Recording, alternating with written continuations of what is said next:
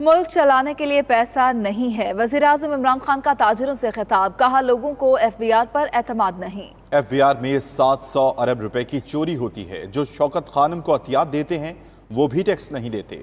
20% service sector tax नहीं देता।